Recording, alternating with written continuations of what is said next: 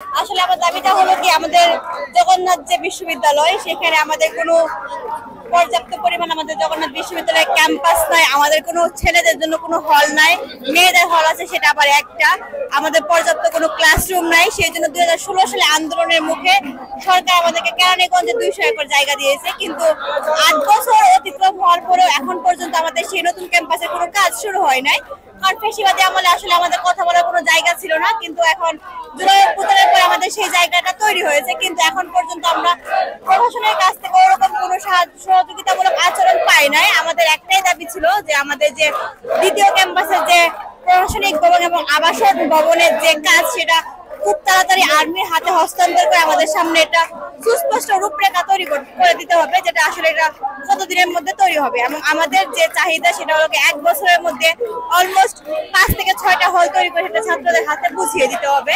আমরা আমাদের বিশ্ববিদ্যালয়ের মাননীয় ট্রেজারার এবং বিসি মহোদয়ের কাছ থেকে আমরা ওরকম কোনো সহযোগিতামূলক আচরণ পাই নাই, যার কারণে আজকে আমরা প্রথমে শিক্ষা ভবনে গিয়েছিলাম, কিন্তু শিক্ষা ভবনে আমাদের একটা প্রতিনিধি দল গিয়েছিল, কিন্তু তারা কোনো ধরনের সহযোগিতামূলক আচরণ আমাদের সাথে করে নাই। তারা আমাদের সাথে দেখা করার নাকি তাদের সময় নেই।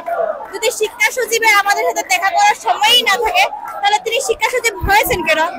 আমরা ওনার জন্য আসি নাই, উনি এই জায়গাটা এসেছে আমাদের মতো শিক্ষার্থীদের জন্য।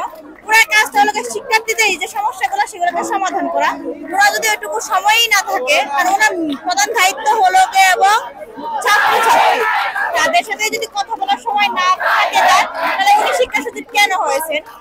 ঠিক এই কারণে আমরা এখন সচিবালয়ের সামনে অবস্থান করছি। আমাদের দাবি মেনে না নেওয়া পর্যন্ত আমরা এখানে রাজপথে অবস্থান করি।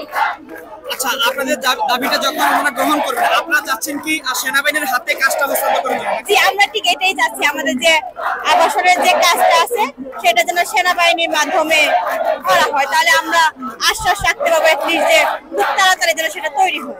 1 বছরের মধ্যে যেন অ্যাটলিস্ট আমাদের যে হলগুলো সেগুলো যেন। আপনার নাম কি? আমার নাম সাদিয়া সুলতানা নেলি, জগন্নাথ বিশ্ববিদ্যালয় ভূমি ব্যবস্থাপনা ও আইন বিভাগ।